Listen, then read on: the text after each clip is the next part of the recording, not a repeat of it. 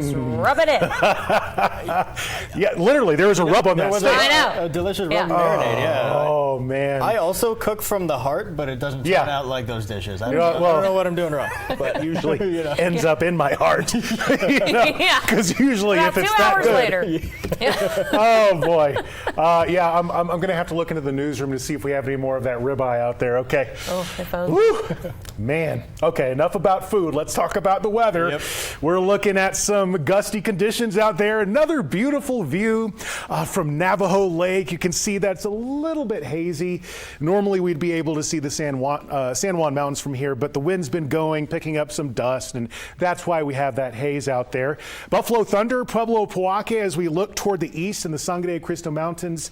Beautiful. One of the best shots in the state, but you can see it's not as windy there. 12 miles per hour, and at the Sunport, it's getting a little raucous from time to time, about 33 miles per hour in terms of wind gust. But the big threat right now is the red flag danger, also known as fire danger, and it's because of the low humidity, the high wind gusting to 65 miles per hour, and just basically very dry conditions across the west and central area of the state. Now, this last rain shower that we got, or at least a couple weeks ago, really helped northern and eastern New Mexico. That's why these locations are not involved in the red flag warning, but even then, we still have to be careful statewide. Right now in the 90s, Roswell and Carlsbad, Hobbs, areas like Truth or Consequences, Silver City, a little bit cooler in the low 80s. But if you want to talk seriously hot temperatures right now, look at San Antonio. Right now, 102 degrees.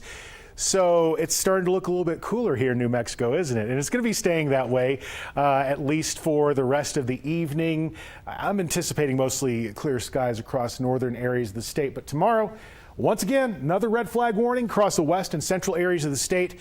That should expire after dark, but that fire threat is going to remain. That cold front is going to drop some temperatures across most of the northern half of the state. It stays dry through Thursday, breezy in the boot heel, and you can see that by Friday the dry conditions really settle into place. Meanwhile, our neighbors to the north might get some sprinkles, and we're talking about Durango, but in the near term, across the southeast, you can see that the heat is still on. Artesia, Carlsbad in the low 90s for tomorrow. I'm anticipating 91 degrees for areas like Hobbs, 92 in Roswell. And as always, up there in the mountains, Ruidoso a little bit cooler at 72.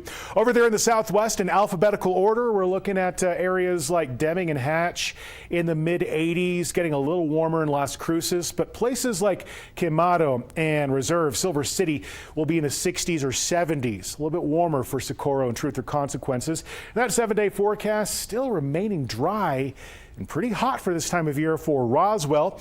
In terms of what's going on in Silver City, it's going to be fairly stable in the 70s, expecting dry conditions all the way through the weekend. The northern part of the state, starting with the northeast, we're looking at some 70s in Cimarron and Las Vegas, 80s for Logan, and I'm expecting to see Santa Rosa and also Tucumcari getting up to the 80s, but fairly dry across the area. Across the northwest region, including Chinle, Arizona and Cortez, Colorado, low to mid 60s. And we're pretty much going to be in the mid 60s from Farmington all the way down to Window Rock and Zuni Pueblo for tomorrow. And once again, a dry outlook for pretty much the entire northern half of the state. We start to get rain chances, though, Sunday into Monday for Farmington. For Las Vegas, it's going to be a dry one and a little bit on the cool side by Thursday. For the North Mountains tomorrow, I'm anticipating those temps topping in the 50s and higher elevations, but 60s for places like Santa Fe. We're going to be getting into some 70s by this weekend. And as we start looking toward the East Mountains for tomorrow, I'm going to say mostly sunny, breezy to windy in the afternoon. There could be some dust just really getting kicked up in the air across the metro by the afternoon.